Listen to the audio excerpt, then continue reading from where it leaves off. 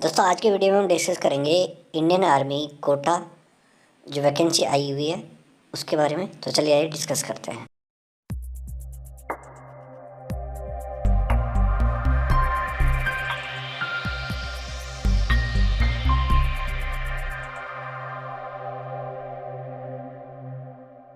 तो सबसे पहले बता दें कि कौन कौन से डिस्ट्रिक्ट के कैंडिडेट यहाँ अप्लाई कर सकते हैं। तो अजमेर, बारा, बूंदी, भीलवाड़ा, चित्तौड़गढ़, झालावाड़ एंड कोटा राजसमंद डिस्ट्रिक्ट के जो कैंडिडेट हैं वो soldier GD, soldier technician and soldier trade के लिए अप्लाई कर सकते हैं। इसके अलावा राजस्थान के जो भी डिस्ट्रिक्ट है अजमेर, बारा, बूंदी, भीलवाड़ा, चित्तौड़गढ़, झालावाड़, कोटा एंड राजसमंद को छोड़कर वो सारे कैंडिडेट सिपाही क्लर्क, सिपाही या soldier nursing assistant, soldier nursing assistant veterinary and सिपाही फार्मा के लिए अप्लाई कर सकते हैं। आगे बढ़कर बात करते हैं पोस्ट नेम के बारे में। तो यहाँ पर आपको बता दें कि soldier clerk, soldier store keeper technical, soldier technical, soldier nursing assistant और सोल्जर नर्सिंग असिस्टेंट वेटनरी की यहाँ पर जो है पोस्ट रहेगी। इसके अलावा सिपाही फार्मा की भी यहाँ पर पोस्ट है। आगे बढ़ते हैं बात करते हैं इसकी इंपॉर्टेंट डेट्स के बारे में। तो यहाँ पर आपको बता दें कि जो इसके ऑनलाइन रजिस्ट्रेशन है वो 14 मई 2021 से शुरू हो चुके हैं और जो इसके लास्ट डेट है रजिस्ट्रेशन की वो है 27 जून 2021। अगर बात करें रैली की डेट की तो यहाँ पर रैली डेट है 11 जुलाई 2021 से लेकर 2 अगस्त 2021।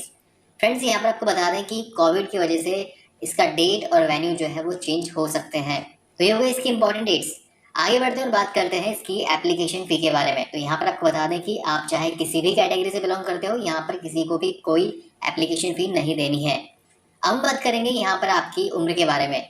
तो यहाँ पर अलग अलग पोस्ट के हिसाब से आपकी उम्र होगी। तो पहले हम बात करते हैं सोल्जर क्लर्क और soldier store keeper technical post के लिए आपकी उम्र के बारे में। तो यहाँ पर आपकी कम से कम उम्र 17.5 साल और अधिकतम उम्र आपकी 23 साल तक हो सकती है। अगर बात करें soldier technical, soldier nursing assistant और soldier nursing assistant veterinary post के लिए आपकी उम्र के बारे में, तो यहाँ पर भी आपकी कम से कम उम्र 17.5 साल और अधिकतम उम्र आपकी 23 साल तक हो सकती है। अगर बात करें सिपाही फार्मा पोस्ट के लिए आपकी उम्र के बारे में, तो यहाँ पर आपकी कम से कम उम्र 19 साल हो सकती है और अधिकतम उम्र आपके यहाँ पर 25 साल तक हो सकती है। तो ये हो गई आपकी उम्र। आगे बढ़ते हुए बात करते हैं यहाँ पर एजुकेशनल क्वालिफिकेशन के बारे में। तो अगर आप सोल्जर क्लर्क या फिर स्टोर कीपर टेक्निकल पोस्ट के अप्लाई कर रहे हैं तो यहाँ पर आपको कम से कम 12वीं पास होना चाहिए किसी भी स्ट्रीम के अंदर, चाहे आपने आर्ट्स से करी हो, चाहे कॉमर्स से करी हो या फिर साइंस से करी हो।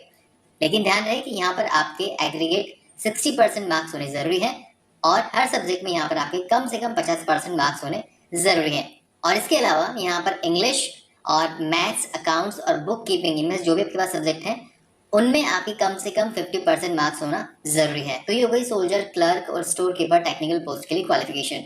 अब बात करते हैं soldier technical, soldier nursing assistant और soldier nursing assistant veterinary post के लिए क्वालिफिकेशन के बारे में। तो यहाँ पर भी आपको कम से कम 12th पास होना चाहिए, लेकिन ये अपने 12th पास करिए वो science with physics, chemistry, biology और इंग्लिश के साथ होनी चाहिए। यहाँ पर आपके 50% मार्क्स एग्रीगेट होने चाहिए और 40% मार्क्स ईच सब्जेक्ट में होने जरूरी है। या तो ये क्वालिफिकेशन हो या फिर आपने जो 12th करी है विद साइंस, जिसमें कि आपके फिजिक्स, केमिस्ट्री, बॉटनी, जूलॉजी और इंग्लिश सब्जेक्ट हो, जिसमें आपको जो है 50% मार्क्स एग्रीगेट होने चाहिए और 40% मार्क्स जो है ईच सब्जेक्ट में होने जरूरी है। तो ये हो गई सोल्जर टेक्निकल, नर्सिंग असिस्टेंट और नर्सिंग असिस्टेंट वेटनरी पोस्ट के लिए क्वालिफिकेशन। अब हम बात करेंगे सिपाही फार्मा पोस्ट के लिए क्वालिफिकेशन के बारे में।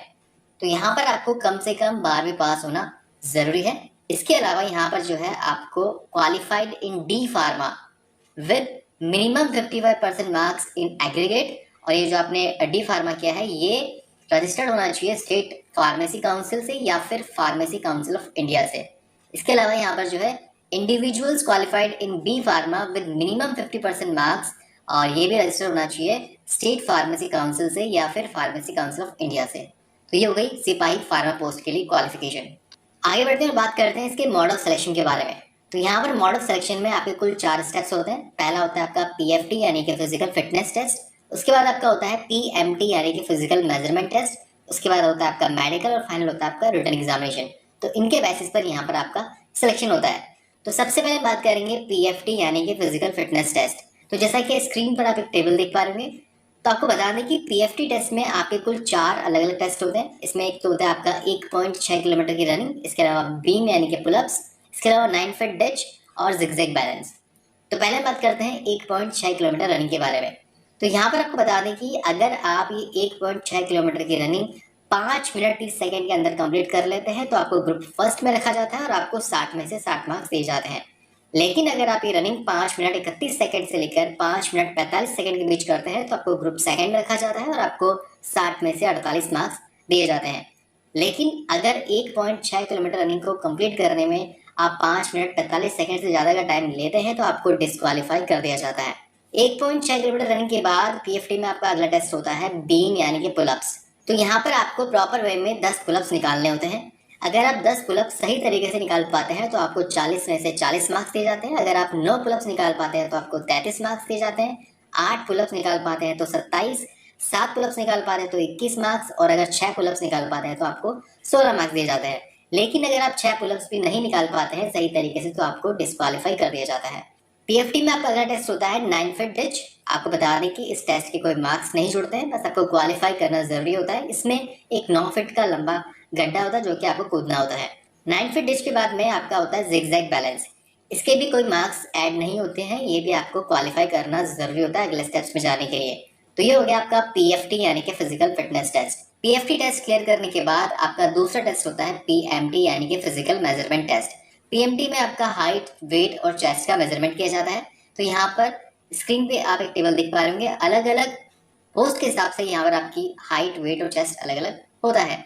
तो पहले बात करते हैं सोल्जर क्लर्क और soldier store keeper technical post के लिए हाइट के बारे में। तो यहाँ पर आपकी कम से कम हाइट 162 सेंटीमीटर होना जरूरी है। अगर बात करें वेट की तो यहाँ पर आपका जो वेट यानी कि वजन है वो आपकी हाइट और एज के हिसाब से होना जरूरी है। इसके अलावा दोस्तों यहाँ पर आपको बता दें कि आपकी हाइट और एज के हिसाब से आपका वेट कितना होना चाहिए, इसके बारे में एक कंप्लीट टेबल जो है इस वीडियो के एंड में आपको मिल जाएगी। तो वहाँ पे आप वीडियो को पॉज करके आराम से देख सकते हैं कि आपका वेट कितना होना चाहिए। अगर बात करें चेस्ट की यानी कि सीने की तो यहाँ पर आपका चेस्ट बिना फुलाए 77 सेंटीमीटर और उसमें कम से कम 5 सेंटीमीटर तक का फुला होना जरूरी है। और अगर बात करें सोल्जर टेक्निकल, नर्सिंग असिस्टेंट और नर्सिंग असिस्टेंट वेटनरी पोस्ट के लिए आपकी हाइट के बारे में तो यहाँ पर आपकी हाइट कम से कम 170 सेंटीमीटर होनी चाहिए। और अगर बात करें चेस्ट की तो चेस्ट आपका बिना फुलाए 77 सेंटीमीटर और उसमें कम से कम 5 सेंटीमीटर तक का फुला होना जरूरी है। और अगर बात करें सिपाही फार्मा पोस्ट के लिए आपकी हाइट के बारे में तो यहाँ पर भी आपकी हाइट 170 सेंटीमीटर होनी जरूरी है और चेस्ट आपका बिना फुलाए 77 सेंटीमीटर और उसमें कम से कम 5 सेंटीमीटर तक का फुला होना जरूरी है। इसके अलावा दोस्तों वो कैंडिडेट्स जो कि ट्राइबल एरिया से बिलोंग करते हैं उनकी हाइट के बारे में बात करें तो उनकी हाइट यहाँ पर कम से कम 162 सेंटीमीटर होना जरूरी है। अगर बात करें चेस्ट की तो यहाँ पर चेस्ट बिना फुलाए 77 सेंटीमीटर होना जरूरी है। अब बात करेंगे यहाँ पर पीएमटी यानी कि हाइट, चेस्ट और वेट में मिलने वाली छूट के बारे में। तो यहाँ पर अगर आप सन्स ऑफ सर्विसमैन है या फिर सन्स ऑफ एक्स सर्विसमैन या फिर सन्स ऑफ वॉर विडो या फिर विडोज ऑफ एक्स सर्विसमैन तो यहाँ पर आपको हाइट में 2 सेंटीमीटर की, चेस्ट में 1 सेंटीमीटर की और वेट में 2 किलोग्राम तक की छूट मिलती है। इसके अलावा अगर आप किसी वॉर विडो के अडॉप्टेड यानी कि गोद लिए हुए पुत्र हैं या फिर सन इन लॉ है तो यहाँ पर आपको हाइट में 2 सेंटीमीटर की, चेस्ट में 1 सेंटीमीटर की और वेट में 2 किलोग्राम तक की छूट मिलती है।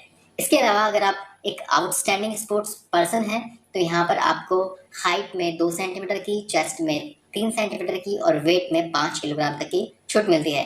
तो ये हो गई पीएमटी में मिलने वाली छूट।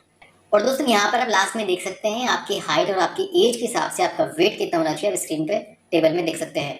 अब हम ये बात करेंगे कि आपके पास जब आप रैली साइट पे जाते हैं तो आपके पास कौन कौन से डॉक्यूमेंट्स होने चाहिए उनके बारे में। दोस्तों यहाँ पर आपको बता दें कि हम यहाँ पर जो भी डॉक्यूमेंट्स आपको बताने जा रहे हैं इन सभी डॉक्यूमेंट्स का आपको ओरिजिनल भी साथ में लेके जाना है और साथ ही साथ 2 अटेस्टेड फोटोकॉपीज भी आपको साथ में लेके जानी है। तो यहाँ पर आपके डॉक्यूमेंट्स है आपका एडमिट कार्ड, आपके फोटोग्राफ, आपका एजुकेशनल सर्टिफिकेट, आपका domicile certificate, caste certificate, religion certificate, school character certificate, unmarried certificate.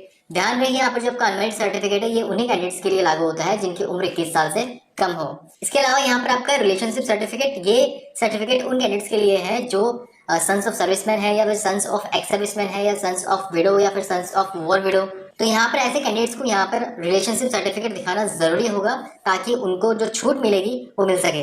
इसके अलावा दोस्तों यहाँ पर अगर आपके पास एनसीसी का सर्टिफिकेट है तो वो भी आप लेके जाएं साथ में ताकि उससे भी आपको कुछ फायदा हो, छूट मिले।